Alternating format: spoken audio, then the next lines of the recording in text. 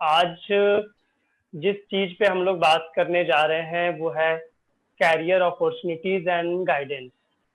तो अ, बहुत ही उलझा हुआ टॉपिक है ये। जब हम अ, पढ़ाई कर रहे होते हैं, जब हमें नहीं पता कि जब हमारी पढ़ाई कंप्लीट होगी तो दहलीज के उस पार किस तरीके की अवसर मेरा इंतजार कर रहे हैं। तो अ, आप लोगों ने बहुत सुना भी होगा कि बहुत ऐसे लोग हैं जो 5 साल के अपने कैरियर में 10 या 15 बार जॉब चेंज किए हैं या करते हैं या करना पड़ता है। क्योंकि वो जब जॉब करने जाते हैं तो ये सोचकर नहीं जा पाते हैं कि अ, उनको पूरी लाइफ में या पूरा लंबा समय तक क्या करना है, उसे क्या करना पसंद है। सो उसी के अराउंड थोड़ी हम लोग आज बातचीत करने वाले हैं इस स्लाइड के आधार पे कि अ, अगर हम कैरियर अपॉर्चुनिटीज या कैरियर चॉइसेस या गाइडेंस की बात करें तो किस तरीके की तैयारी होनी चाहिए हमारी जॉब मार्केट में या जॉब में जाने से पहले। और जितना हम बेटर प्रिपेयर कर रहे होंगे उतना ही बेटर अपॉर्चुनिटी, उतना ही बेटर सर्वाइवल के चांसेस हमारे अ, बढ़ जाते हैं जब मैं नौकरी करता हूं तब। तो 3 तरीके की चीजें है कि एक तो कैरियर चॉइस या कैरियर फाइनल करना कोई एक आउटकम नहीं है, ये एक प्रोसेस है, कंटिन्यूअस प्रोसेस है जिसको बार बार रिविजिट रीडिफाइन करने की जरूरत है। आप जॉब में जाने से पहले इस प्रोसेस में जाना बहुत जरूरी है, जो आपको बहुत ज्यादा मदद करेगी आगे जाकर। और ये बात है कि आप जॉब में जाने से पहले बहुत ज्यादा प्लानिंग करने की जरूरत है, यानी आप जितना ज्यादा प्लान करोगे अर्ली स्टेज पे उतना ही बेटर रिजल्ट आपको आने वाले जीवन में देखने को मिलेगा। एक बहुत इंपॉर्टेंट चीज है जो हम लोग दरकिनार कर देते हैं या नहीं सोचते हैं उसके बारे में, वो है कि मेरा ट्रू सेल्फ क्या है। अ, मेरा बिना ट्रू सेल्फ समझे हुए अगर मैं किसी तरीके की नौकरी में चला जाता हूँ, या वहां पे पैसे ज्यादा मिल रहे हैं या इंफ्रास्ट्रक्चर अच्छे हैं या लोग अच्छे हैं, कुछ भी सोच कर अगर मैं चला जाता हूँ, तो फिर आगे जाकर भविष्य में जो नौकरी मैं करने वाला हूँ उसमें परेशानियां बहुत होती है। तो ये समझना बहुत जरूरी है कि मेरा ट्रू सेल्फ क्या है और उसे क्या पसंद है। तो मोटे मोटे पर ये 3 चीजें हैं जिसपे पूरी बातचीत आज हम बिल्ड कर रहे होंगे और समझने की कोशिश कर रहे होंगे कि किसी भी नौकरी या किसी भी अवसर को हाँ कहने से पहले या उस अवसर में जाने से पहले मुझे पहले क्या तैयारी कर। तो शुरू करते हैं। 3 रिफ्लेक्टिव क्वेश्चन का आंसर करने का बहुत जरूरी है, मतलब आत्ममंथन करने की बहुत जरूरी है किसी भी अवसर में जाने से पहले, किसी भी जॉब में जाने से पहले। एक तो ये कि हु एम आई। तो हु एम आई 2 तरीके से सोचे जाते हैं। एक तो बहुत लोग इसको आध्यात्मिक सवाल भी मानते हैं, लेकिन यहाँ हम आध्यात्मिक सवाल के तौर पे हु एम आई को नहीं देख रहे हैं। तो हु एम आई को हम यहाँ पे टेक्निकल, तकनीकी एक सवाल है, अ, उस पहलू को उजागर करने की कोशिश करेंगे। दूसरा है कि what do I want to do, मैं क्या करना चाहता हूँ, वो बहुत इंपॉर्टेंट है समझना। और तीसरा चीज कि मैं हायर्ड कैसे हूँ, मैं किसी नौकरी में कैसे चुना जाऊं।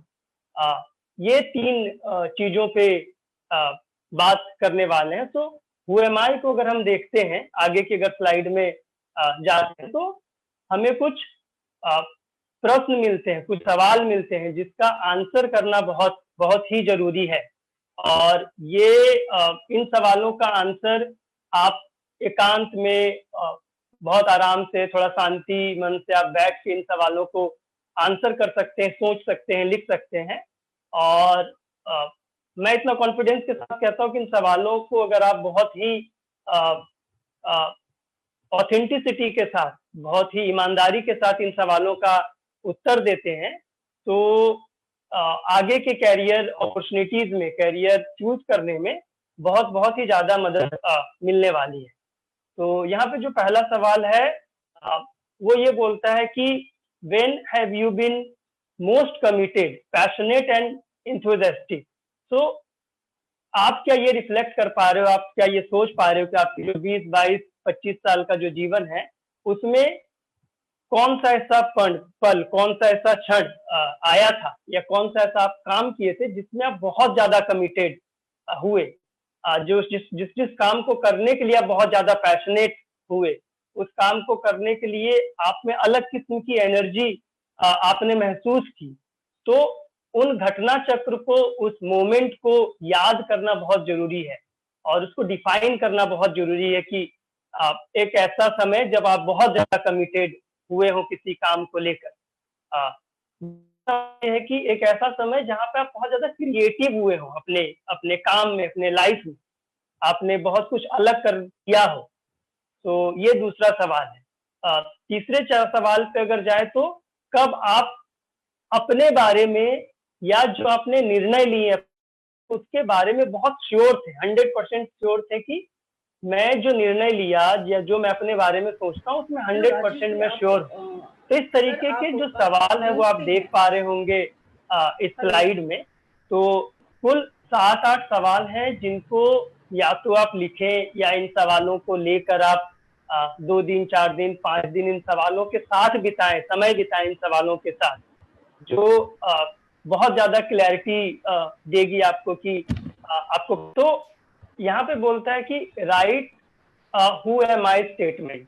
तो जैसे मैं शुरू में भी बोला कि ये कोई आध्यात्मिक सवाल पे हम अभी नहीं जा रहे हैं। तो हु एम आई स्टेटमेंट के बारे में अगर मैं बात करूं कि मैं कौन हूं, अगर इसको मैं लिख कर समझना चाहूं या सोच कर समझना चाहूं, तो वो क्या 3-4 चीजें हैं, वो क्या 3-4 सवाल हैं जो मुझे मेरे बारे में क्लैरिटी देगी। तो जैसे आप यहाँ पे देख पा रहे हैं कि what your talents and strength are. तो आपकी क्या खूबियां हैं, आपके क्या टैलेंट हैं और आपके क्या स्ट्रेंथ है, इसको लिस्ट डाउन बहुत करना बहुत जरूरी है खुद को समझने की जो जर्नी है उसमें। दूसरा जो चीज है कि क्या आपने कभी अपने टैलेंट, अपने खूबियां, अपने स्किल का इस्तेमाल करके क्या सबसे बेहतर अचीव किया है या क्या सबसे बेहतर अचीव कर सकते हैं, वो समझना जरूरी है। ये जरूरी नहीं है कि जो आप पढ़ रहे हो उसी से बहुत बेहतर कुछ अचीव किया जा सकता है, कुछ उपलब्ध किया जा सकता है, लेकिन आप में बहुत सारे अलग किस्म के टैलेंट, अलग किस्म के स्किल है, लाइफ स्किल हो सकते हैं, जिसको बैठकर सोचे तो ये समझ बन सकती है कि उन स्किल या उन टैलेंट से क्या आप अचीव कर सकते हो, क्या बेटर अचीव कर सकते हो। एंड तीसरा जो सवाल है वो ये है कि किस तरीके के काम करने में आपको सबसे ज्यादा सेटिस्फेक्शन होता है, तो वो सोचना बहुत जरूरी है। यानी इन 3 सवालों को आप लिखें, इन 3 सवालों के आंसर लिखें, और हो सकता है ये 3 सवाल के आंसर ऐसे नहीं हो कि अभी आपने लिखा और 2 साल बाद भी इन 3 सवालों के जो उत्तर है वही रहेंगे। तो ऐसा हो सकता है ये 2 दिन बाद भी आपके उत्तर बदले, 1 सप्ताह बाद भी आपके उत्तर बदले, या हर हर साल, हर महीने ये उत्तर आपका बदलता जाए। और जब आपका उत्तर बदले तो ये समझना जरूरी है कि इससे घबराना नहीं है। इसका मतलब ये नहीं कि आपका जो पिछला उत्तर था और अभी जो उत्तर आपका बदला है उसमें पिछला जो उत्तर था वो ऑथेंटिक नहीं था, ये समझकर घबराने की जरूरत एकदम नहीं है। तो हाँ, इन 3 सवालों को उत्तर करने का कोशिश कीजिए, मतलब खुद के साथ बैठिए, और इन 3 सवालों को लेकर मुझे नहीं लगता कि आपसे बेहतर कोई उत्तर दे सकता है। तो आप ही हो ये 3 सवाल खुद से पूछने के लिए, और आप ही हो इन 3 सवालों को उत्तर में कन्वर्ट करने के लिए, यानी बेटर आंसर देने के लिए आप खुद हो। खुद के साथ बैठना बहुत जरूरी है, और ये 3 सवालों के साथ कुछ कुछ समय बिताना जरूरी है, कुछ समय जीना जरूरी है। तो ये पार्ट बहुत इंपॉर्टेंट है कि मैं खुद को समझ पाऊं किसी भी कैरियर पथ में जाने से पहले या कोई भी जॉब अपॉर्चुनिटी अपनाने से पहले। जी, आगे बढ़ते।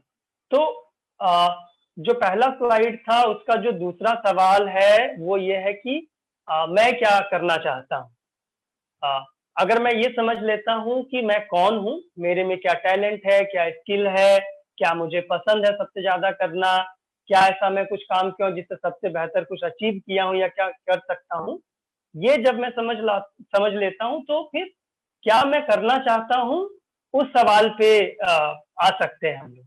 और वो जो सवाल है उसको 4-5 कैटेगरी में अगर हम लोग डिफाइन करने की कोशिश करें, तो उसमें जो पहला कैटेगरी जो बनता है, वो इमेजिनेशन का बनता है कि अ, आप बैठकर क्या इमेजिन करते हो कि आपका ड्रीम जॉब क्या होगा?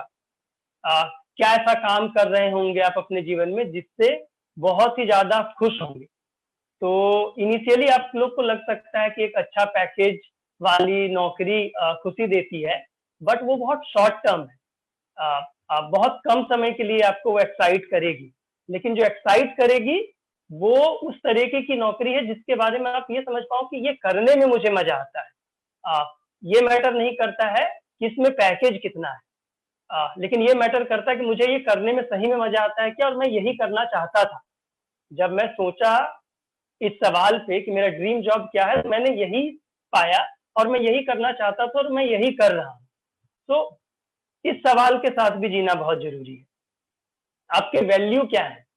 आप किन मूल्यों के साथ चलते हो अपने जीवन में? उन मूल्यों को आइडेंटिफ़ाई करना, उन मूल्यों को पहचानना, उन मूल्यों को समझना बहुत ज़रूरी है। और जब आप जॉब मार्केट में जा रहे हो, जब नौकरी करने जा रहे हो, तो ये देखना कि जो वैल्यू आप में है, जो मूल्य आप में है, वो संस्था या वो जॉब अपॉर्चुनिटी उसी तरीके के मूल्यों के साथ आगे बढ़ रही है या नहीं बढ़ रही है।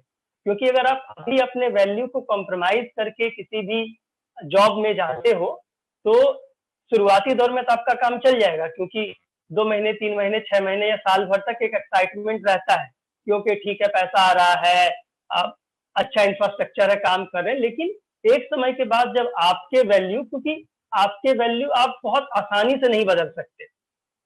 जो आप में इनहेरिटेंट है, जो आपने बचपन से आपके फैमिली, आपका परिवार, आपका समाज, आपका स्कूल, आपके आपके मेंटर से आपने जो वैल्यू गेन किया है, जो जो आपके अपने पर्सनल वैल्यू है, उससे उसके साथ जब कॉन्फ्लिक्ट होगा, यानी अगर आपका आपका वैल्यू और आपकी संस्था का या आपके कंपनी का वैल्यू जब मैच नहीं कर रहा होगा, तो आप उस केस में वो नौकरी छोड़ने पे मजबूर हो जाएँगे। तो ये देखना बहुत ज़रूरी है कि मेरी वैल्यू क्या है और जिस संस्था में मैं जा रहा हूँ, जिस कंपनी में मैं जा रहा हूँ या जो काम मैं करूँगा, उसका वैल्यू क्या है? तो दोनों मैच होना बहुत ज़रूरी है, क्योंकि आप और आपकी कंपनी ये दोनों पार्टनरशिप में जाते हो। ऐसा नहीं कि आपकी कंपनी आपकी संस्था पे एहसान कर रही है। तो ये पार्टनरशिप और ये म्यूचुअल अंडरस्टैंडिंग से होनी बहुत ज़रूरी है, जिसके लिए मुझे मेरी वैल्यू मेरे मूल्य क्या है, मेरे मूल्यों का आकलन करना पड़ेगा, समझना पड़ेगा क्या 5-6 तरीके के मूल्य हैं। जब मैं अपने सीवी में लिखता हूँ कि मैं ऑनेस्ट हूँ, तो मैं सही में क्या ऑनेस्ट हूँ क्या? क्या मैंने अपनी ऑनेस्टी चेक की है कभी? जब मैं ये लिखता हूँ कि मैं पंक्चुअल हूँ, तो मैं क्या सभी जगह पे पंक्चुअल हूँ क्या? मैंने इसको मेंटेन किया है क्या अपनी पूरी लाइफ में? तो ये वैल्यू और बिलीफ ये दोनों पे सोचना बहुत ज़रूरी है और सिर्फ़ लिखने के लिए नहीं सोचना है। कि मैं अपने सीवी में मैं अपने बायो में या मैं अपने इंटरव्यू में जब मुझसे पूछा जाए कि आपके वैल्यू, आपके बिलीफ क्या है, तो मैं बोलूँ। लेकिन इसको टेस्ट करना बहुत ज़रूरी है कि मुश्किल से मुश्किल समय में भी जो आपके मूल्य रहे हैं, जो आपके वैल्यू रहे हैं, उसको आपने प्रैक्टिस किया है क्या? अगर आप वो प्रैक्टिस नहीं कर पा रहे हैं मुश्किल समय में, तो सवालिया निशान है कि सही में जो आप वैल्यू लिखे हैं या जो आप बोलते हैं मेरे अंदर ये वैल्यू है, वो है या नहीं? तो उन वैल्यू को डिफाइन करना बहुत ज़रूरी है और उसपे सोचना बहुत ज़रूरी है कि मेरे ये 4-5 ऐसे मूल्य हैं, जो किसी भी कंडीशन पे कॉम्प्रोमाइज़ नहीं हो सकते। और वही वैल्यू आपको अपने संस्था में, अपने कंपनी में, अपने काम जो करते हो उस क्षेत्र में देखने हैं जाने से पहले। और वो अगर मैच करता है, तो आप लंबे समय तक काम करोगे, खुश रह पाओगे और आपको अपने वैल्यू, अपने बिलीफ से समझौता नहीं करना पड़ेगा भविष्य में। और आप दुनिया को कैसे देखते हैं, वो बहुत बहुत ही इम्पोर्टेंट है। आप खुद को कैसे देखते हैं 10 साल बाद, आप दुनिया को कैसे देखते हैं 10 साल बाद, 20 साल बाद, ये दुनिया कैसे बदल रही होगी, जो आपको मदद करेगा कि आप करना क्या चाहते हो। तो इन 4 सवालों के साथ भी जीना, समय बिताना, लिखना, और हो सके तो आपके आसपास अगर कोई मेंटर हैं, कोई आपके बड़े बुजुर्ग हैं, उनसे भी बात करना, ये बहुत इंपॉर्टेंट है। क्योंकि अगर आप किसी एक पर्टिकुलर तरीके का कोर्स कर रहे हैं, किसी पर्टिकुलर तरीके की पढ़ाई कर रहे हैं, तो ये बहुत हद तक संभव है कि जो 100 छात्र निकलेंगे, उसमें जो क्षमताएं या दक्षताएं होंगी वो 19-20 हो सकता है, लेकिन एक ही तरीके का होगा, वो दिखेगा ओवरव्यू में। लेकिन ये जो खुद को ढूंढने की जो प्रक्रिया है, या क्या मैं करना चाहता हूँ, इन सवालों का अगर आप उत्तर कर पाओगे तो वो आपको भीड़ से अलग करने में मदद करेगी। और आप सिर्फ नौकरी करना ही एक उद्देश्य नहीं है जीवन का। पूरी नौकरी का जो इकोसिस्टम है, या जॉब का पूरा इकोसिस्टम है, वो आपके एटीट्यूड को, आपके पर्सनैलिटी को, आपके व्यक्तित्व के बारे में भी संदेश देती है, समाज में, आपके परिवार में और देश में। तो जब भी आप चूज करें जॉब, कैरियर, तो इन चीजों पे रुक कर सोचना बहुत जरूरी है कि मुझे करना क्या है, और क्यों करना है, और मैं कौन हूँ। तीसरा और अहम जो सवाल है वो ये है कि मैं हायर्ड कैसे हूँ। तो ये सवाल अकेले नहीं है, मतलब आप इस सवाल को आप आइसोलेशन में नहीं देख सकते, या इस सवाल को ऐसा नहीं कि मैं पहले यही सवाल करूं। क्योंकि जब हम पढ़ाई करते हैं और नौकरी के लिए सोच रहे होते हैं, तो सबसे पहला जो सवाल आता है वो यही आता है कि मैं कैसे नौकरी में एंटर करूं, मैं कैसे रिक्रूट हूं। तो ये अंतिम सवाल है इस सत्र का। और इससे पहले जो बहुत महत्वपूर्ण सवाल थे, उसको आंसर करना बहुत जरूरी है, उन सवालों को आंसर करना जरूरी है, तब जाकर आप इस सवाल पर आए। अगर आप इस सवाल पे पहले ही आ जाते हैं कि किसी भी तरीके से मुझे जॉब लेना है, नौकरी लेना है, तो शायद दिक्कत हो आगे भविष्य में। तो ये सवाल सबसे अंतिम सवाल है, जिसको हम लोग अपने जीवन में सबसे पहला सवाल बनाकर रखते हैं। तो सबसे इंपॉर्टेंट चीज है कि आप अपना प्रोग्रेस हमेशा मैप करें। आप अपने स्किल, आप अपनी कॉम्पिटेंसी, आप अपने लर्निंग, उसको कंटिन्यूअस मैप करने की जरूरत है, आपकी जर्नी को मैप करने की जरूरत है। और वो मैपिंग आपके सीवी और आपके एसओपी और आपके रिज्यूमे में स्किल सेट लिखने से मैप नहीं होगा। इसको लेकर आपकी अपनी रूटीन प्रैक्टिस होनी बहुत जरूरी है कि आप हर साल या हर 6 महीने में आप क्या नया सीख रहे हो, या हर दिन क्या नया सीख रहे हो। अगर आप पढ़ाई कर रहे हो या नौकरी कर रहे हो, तो उसको मैप करना बहुत जरूरी है। दूसरा चीज, आपको अपना प्लान डेवलप करना बहुत जरूरी है, और वो प्लान आपकी मदद करेगा कि आपको नौकरी कब और कैसे मिलेगा। तो आपको बहुत इंपॉर्टेंट है ये लिखना कि आप किस तरीके के कैरियर में जाना चाह रहे हो, किस तरीके की जॉब में जाना चाह रहे हो, वो राइट डाउन करना बहुत जरूरी है। और मैं फिर से याद दिला रहा हूँ, ये अंतिम सवाल है, ये पहला सवाल नहीं है। पहला सवाल आपको हु एम आई और आप क्या करना चाहते हो, इसको डिफाइन करेंगे, तब जाके इन चीजों में आप आकर और बेहतर स्पष्टीकरण के साथ, क्लैरिटी के साथ इन सवालों का उत्तर दे पाएंगे। जो दूसरा सवाल बोलता है कि आपका लॉन्ग टर्म विजन क्या है, जो मैं बात कर रहा था कि 5 साल, 10 साल, 20 साल बाद आप अपने आप को किस तरीके का इंसान देखना चाहते हो, किस तरीके का प्रोफेशनल इंडिविजुअल देखते हो, वो इमेजिनेशन क्या है आपका, वो विजन क्या है आपका खुद के बारे में, वो बहुत इंपॉर्टेंट है। और उसके बाद ये भी ये भी समझना जरूरी है कि वो क्या क्या स्टेप्स हैं जो आपको जॉब में जाने से पहले लेने हैं। किस तरीके के स्किल सेट आपको एक्वायर्ड करने हैं, आपको खुद के बारे में क्या क्या चीजें समझनी हैं, आपको जॉब मार्केट के बारे में क्या समझना है, जॉब मार्केट के इकोसिस्टम के बारे में क्या समझना है। ये सारे स्टेप्स आपको लिखने की जरूरत है। आप किस तरीके का एक्सपीरियंस गेन करना चाहते हो, किस तरीके का एक्सपीरियंस बिल्ड करना चाहते हो अपनी लाइफ में, वो बहुत इंपॉर्टेंट है। और how do I get hired में अगर इन सवालों को अगर आप आंसर करते हैं, तो बहुत संभव है कि आपका जो साक्षात्कार होगा या आपकी जो इंटरव्यू की जो प्रक्रिया होगी, उसमें बहुत ज्यादा मदद करे ये सवाल, क्योंकि 1 घंटे के इंटरव्यू में 10 या 15 मिनट के ही टेक्निकल सवाल जाते हैं, बाकी आपको जानने की कोशिश करती है कंपनियां की आप किस तरीके के इंसान हो, आप खुद के बारे में कितना जानते हो, आप समाज के बारे में कितना जानते हो, आपको अपने बारे में कितनी क्लैरिटी है, आप जो करना चाहते हो जीवन में उसके बारे में कितनी क्लैरिटी है।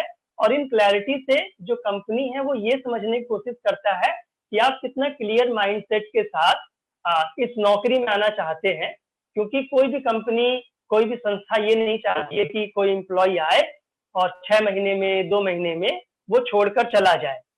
तो कंपनी भी ये समझती है कि कंपनी का जो वैल्यू है, कंपनी का जो जो मूल्य है, उनसे आपका कितना मैच हो पा रहा है। तो कंपनी भी उस तरीके का पार्टनरशिप चाहती है।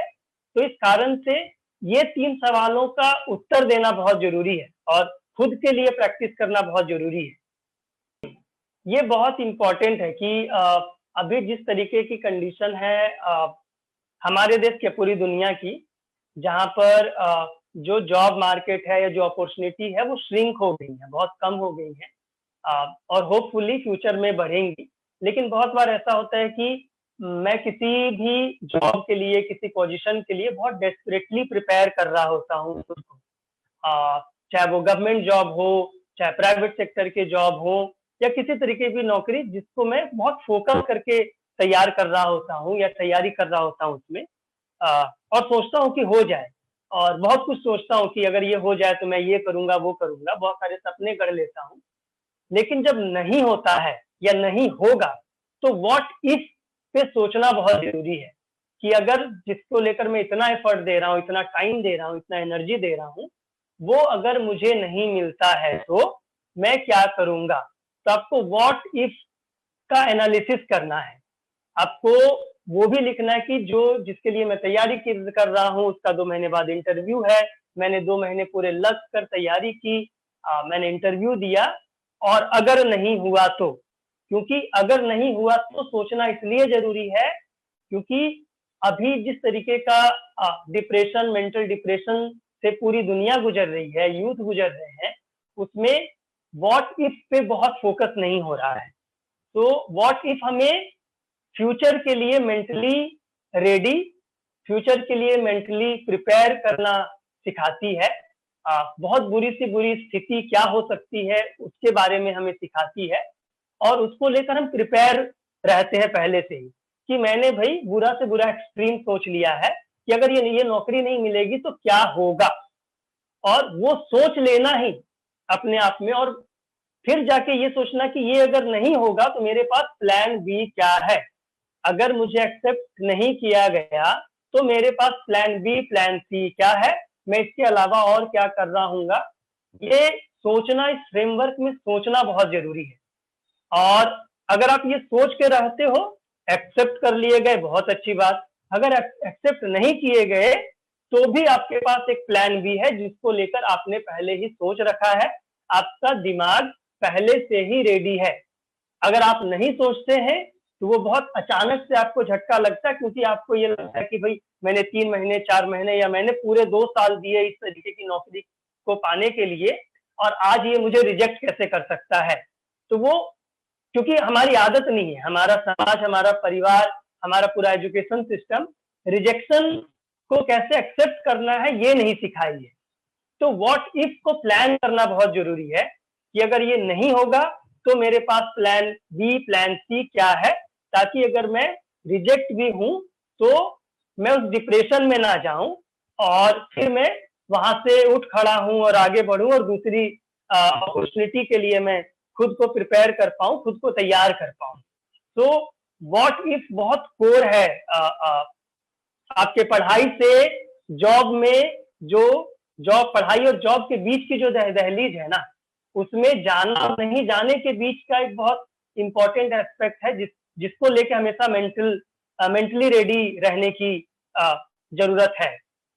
तो ये सोचना बहुत जरूरी है। जब भी आप किसी चीज के लिए अप्लाई कर रहे हो, प्लान कर रहे हो, तो पैरेलल आपको ये भी लिखना पड़ेगा, ये भी सोचना पड़ेगा कि अगर इसमें नहीं हुआ तो भाई मेरे पास और क्या क्या ऑप्शंस हैं, और मैं कहाँ कहाँ पे जा सकता हूँ, मेरे पास और क्या प्लान बी, सी, डी क्या है। वो बहुत इंपॉर्टेंट है सोच कर रखना। इस स्लाइड के अलावा कुछ और चीजें हैं जो मुझे लगता है आप लोग के साथ शेयर करनी चाहिए। जॉब मार्केट को लेकर या अपॉर्चुनिटीज को लेकर जब बात करते हैं तो बहुत कन्वेंशनल, बहुत ट्रेडिशनल किस्म से अभी भी हम जॉब को देखते हैं। खासकर जब ग्रामीण क्षेत्रों की बात करते हैं या ग्रामीण क्षेत्र में जो कॉलेजेस हैं, जो छात्र हैं, उनकी बात करते हैं, या ग्रामीण क्षेत्र में जो समाज का जो प्रेशर है छात्रों के ऊपर नौकरी पाने को लेकर, या उसके एटीट्यूड की अगर बात करते हैं तो उसको कैसे डिफाइन किया गया है वो समझने का प्रयास करते हैं। तो आप लोग XYZ कोई ना कोई कोर्स कर रहे होंगे अगर आप छात्र होंगे तो, या किए भी होंगे अगर आप काम कर रहे हैं तो जॉब के एटीट्यूड को या जॉब को जनरली 4 भागों में अगर विभाजित करके देखें या 4 भागों में अगर बांट के देखें तो वो क्या क्या है। तो पहला आता है कि कोर जॉब बोलते हैं, यानी आप जो पढ़ रहे हो उसी से संबंधित आप नौकरी कर रहे हो। सपोज जैसे मैंने जर्नलिज्म किया हुआ है शांति निकेतन से, तो बहुत मेरे पेरेंट्स या मेरे दोस्त या जिस समाज से मैं आता हूँ वहां के लोग, जब मैं जर्नलिज्म कोर्स कर रहा था तो लोग यही बोल रहे थे कि अच्छा जर्नलिज्म पढ़ रहा तो जर्नलिस्ट ही बनेगा, लेकिन मैं जर्नलिज्म या जर्नलिस्ट नहीं बना। मैं जर्नलिस्ट या रिपोर्टर कभी नहीं बना, कभी रिपोर्टिंग नहीं किया अपने लाइफ में, चूंकि मैं जर्नलिज्म पढ़ा हूँ। तो एक वो होता है कि आप जो पढ़ रहे हो और वही कर रहे हो।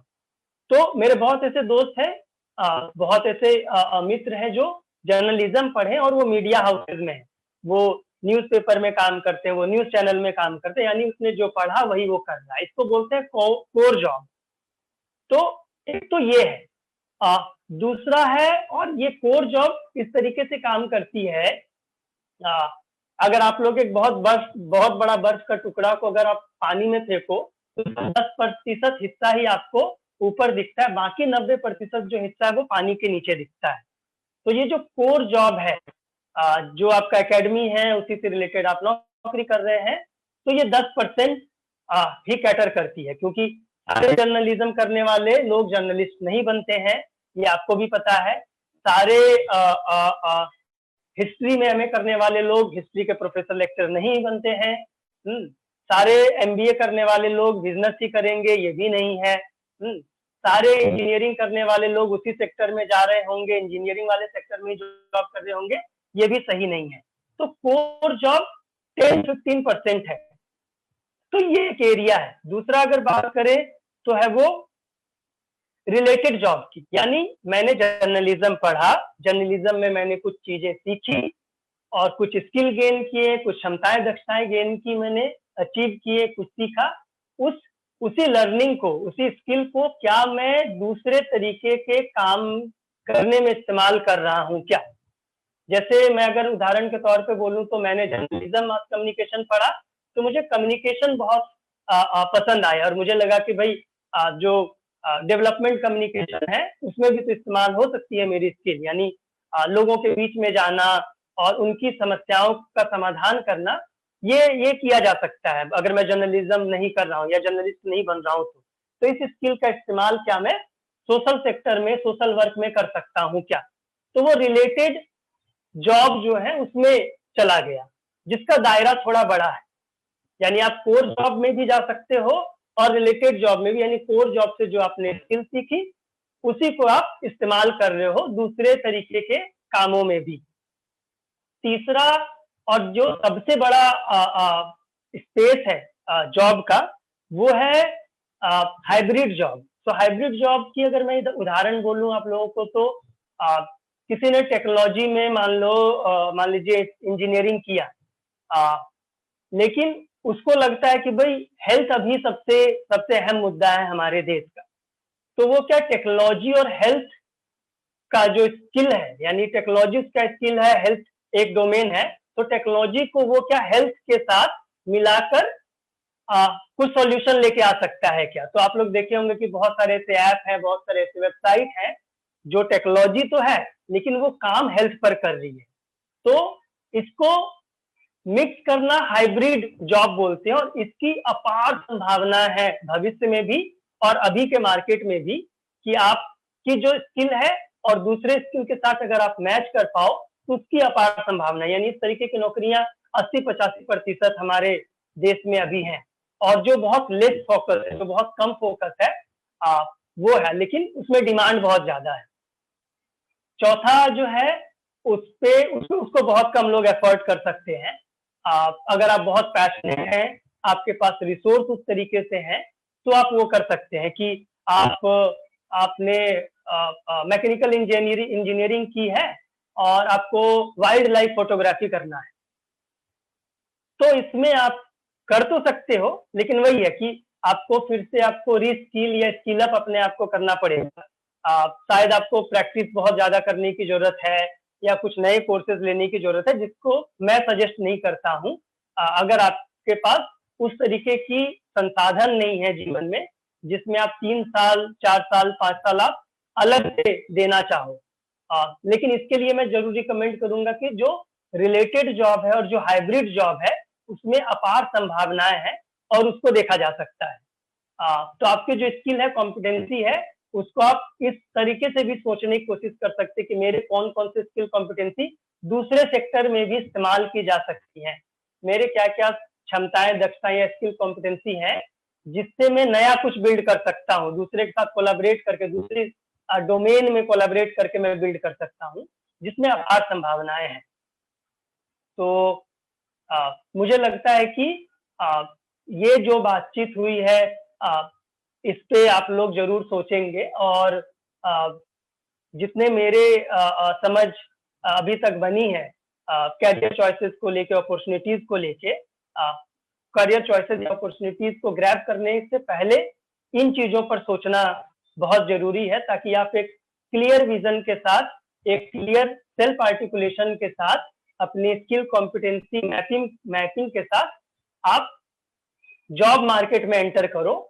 और जॉब मार्केट में एंटर करना एक अचीवमेंट है, लेकिन सबसे बड़ी अचीवमेंट है कि अगर आप ये मैप करके जाते हो तो आप उसमें सरवाइव करने के जो चांसेस है, उस मार्केट में लंबे समय तक बने रहने के जो संभावनाएं हैं, वो बढ़ जाती हैं।